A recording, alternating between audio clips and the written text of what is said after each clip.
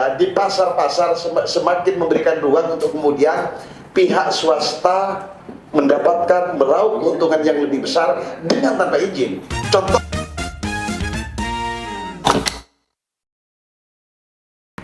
tegaskan bahwa pendataan ini tidak sama dengan perizinan ya. Jadi kalau di PJKA kami sampaikan tadi bahwa saya punya data, tapi karena tidak hafal saya tidak bisa menyebut di sini jumlah. Dan izin juga otomatis ada kan di sana. Tetapi di tempat-tempat yang belum sesuai dengan perda tadi seperti jalan kabupaten, jalan partai, sudah barang tentu tidak pernah ada izin, walaupun data tetap ada, data ada, tapi izin tidak ada.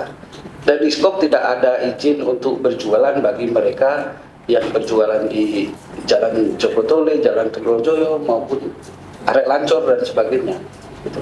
Tapi data ada, walaupun data ini kan setiap hari ini data ini dinamis. Jadi kalau kami data terus di cross check bisa jadi ada 1, 2, 3 yang tidak sesuai karena sebagian PKL itu kan tidak diam di satu tempat.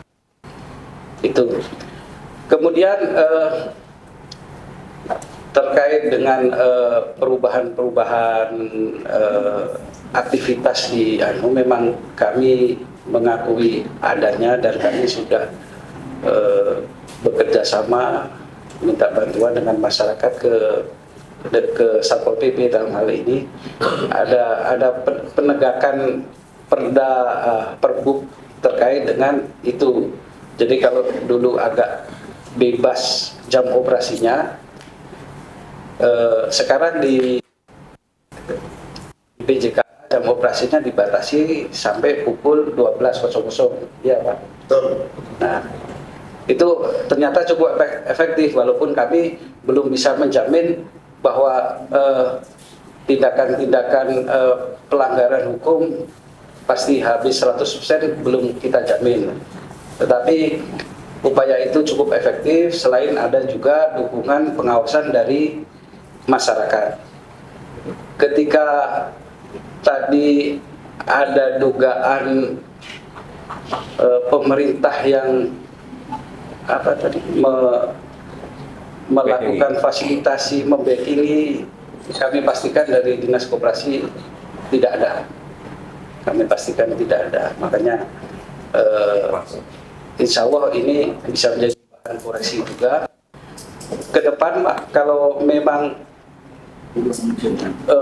PJKA ini ingin ditata ulang, kami menyarankan kalau ditata tanpa ada perbaikan fasilitas ini agak sulit. Jadi kami sarankan kita bisa dianggarkan perbaikan fasilitas di PJKA karena ini bisa dikatakan pintu masuk ke kota ya Pak. Jadi sangat jelek kalau misalkan dilihat langsung ya kelihatan kumuh. Kita perbaiki sekaligus kita tata ulang penempatan dari PJKA. Ini pun dengan harapan kami dapat dukungan dari Bapak-bapak DPRD selaku organisasi yang bisa berperan besar dalam penganggaran di Kabupaten Pamekasan. Itu segera tambahan kami. Terima kasih. Assalamualaikum warahmatullahi wabarakatuh. Waalaikumsalam warahmatullahi wabarakatuh. Dipersilakan untuk ditanggapi kembali.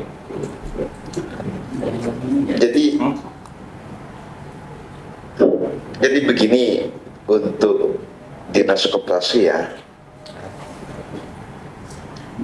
Untuk mengetahui jumlah keseluruhan PKL yang berjualan di Kabupaten Pamekasan, kenapa kemudian Abu itu bertanya data, paling tidak oleh DPRD itu dapat diterjemah dalam arti ketika misalkan PKL-nya ada 5.000, sementara tempat yang disediakan oleh pemerintah hanya berkapasitas 2.000.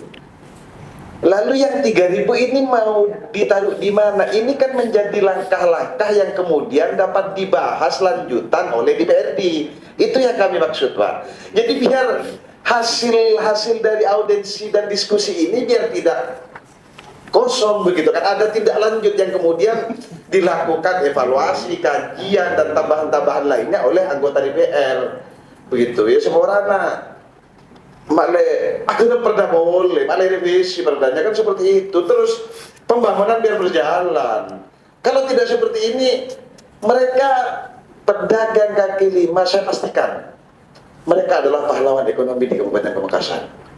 Kalau tidak ada mereka, ekonomi tidak akan berjalan. Kalau kemudian mereka adalah pahlawan, apakah kita tidak harus memberikan fasilitas kepada mereka untuk bagaimana semakin tumbuh berkembang dan meningkatkan juga terhadap PAD kan? Tapi yang mohon maaf ini Pak Ketua, saya rasa pendapatan yang ada ini keluar semua dari koridornya. Artinya begini, parkir, pendapatan parkir demikian besarnya. Saya ini cuma tidak pembahasan ke parkirnya ini, cuma lebih kepada pendapatannya. Artinya korelasinya dengan pertumbuhan ekonomi. Lumayan besarnya pendapatan parkir, lalu kemudian outcome dari parkir itu sendiri bagi mereka, baik di pasar pelayanannya, demi Allah saya pastikan semakin amburadul adanya. Justru yang ada di pasar-pasar semakin memberikan ruang untuk kemudian pihak swasta mendapatkan meraup keuntungan yang lebih besar dengan tanpa izin. Yang mendapat keuntungan dari parkir siapa? Ya mereka secara pribadi. Kenapa? Dikasih ruang. Yang ngasih ruang siapa? Ya pemerintah. Kalau memang tidak mau dikasih ruang, ya silahkan tanah beli oleh pemerintah, jadikan tempat parkir. Siapa yang dapat? Pemerintah. Hanya inovasi ini yang kemudian tidak dilakukan oleh pemerintah setempat, sehingga menjadikan ekonomi berkembang pas di Budina Acaca APBD defisit. Padahal seandainya retribusi pendapatan lainnya sesuai peraturan, saya pastikan tidak akan defisit. Tidak akan defisit. Cuma karena Jengmas sekarang tidak sesuai, tidak nyampe target, setoran tidak nyampe target, padahal itu luar biasa pendapatannya. Jengmas masuk ke kantong-kantong pribadi ya tak ada pada pendapatan Pak Ketua. Betul. Itu yang terjadi. Banyak ruang-ruang yang kemudian tidak menjadi titik fokus oleh para OPD dari semua OPD. Kenapa? Karena kinerjanya tidak diperbaiki dan tidak ada keinginan untuk memperbaiki. Hanya menghilangkan kewajiban karena digaji oleh pemerintah dan mengabsenkan diri ke itu namanya itu pinjel apa itu laporan pinjel pen itu apa?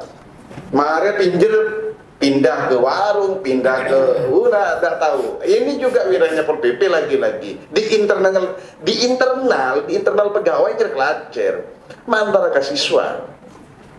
Tapi sering ini PKL, mari PKL selesaikan ini. Sudah. Siapa Ketua? Terima kasih. Yang terakhir kepada Pak Diskop, barusan itu sifatnya semacam saran begitu. Jadi sarannya adalah bagaimana Diskop menginventarisir seluruh PKL baik yang masuk di lingkungan Diskop maupun yang tidak masuk dalam lingkungan Diskop, dalam artian tadi disebutkan bahwa seperti di Jalan Cokrat Mojo itu sudah ada di Perpu, kemudian di mana lagi di Jalan Joko Toleh dan lain sebagainya. Tapi juga bukan berarti yang ada di area Lancor itu lepas dari tanggung jawab Diskop, tetapi juga diinventarisir ketika kita merelokasi ke tempat itu, sejauh mana kemampuan food colony itu menampung mereka dan sejauh mana kita bisa mampu memberikan yang terbaik kepada PKL. Karena bagaimanapun yang kita relokasi juga adalah untuk meningkatkan PAD di Kabupaten Pamekasan dengan banyaknya PKL yang kemudian banyaknya PKL karena adanya pembeli, gitu loh. Adanya PKL yang jualan dari Lancor berarti adanya orang yang ingin membeli. Mustahil ada penjual tanpa ada pembeli. Dan kalau tanpa ada pembeli, mestinya mereka sudah lama pindah tanpa harus direlokasi. Maka dengan banyaknya pembeli, otomatis mereka yang bawa kendaraan memarkirkan kendaraannya. Kalau ditertibkan, berarti pendapatan daripada parkir itu juga masuk kepada PAD. Oleh karenanya penting apa yang menjadi masukan dari Abuya tadi, bahwa Diskop ke depan bisa lebih cermat menghitung jumlah PKL dan seberapa mampu juga food colony menampung mereka, dan seberapa mampu juga Diskop bisa memberdayakan mereka ke depannya. Bukan kemudian kita merelokasi, lalu kemudian setelah relokasi mereka dipindah, mereka tidak dibina, sehingga kemudian terjadi seperti apa yang ada di PJKA, dari semula umpamanya dagangan kopi atau apa dan sebagainya menjadi berubah menjadi mainan dan lain sebagainya. Itu yang kemudian istilahnya tidak lepas dari monitoring dan lain sebagainya. Selain dari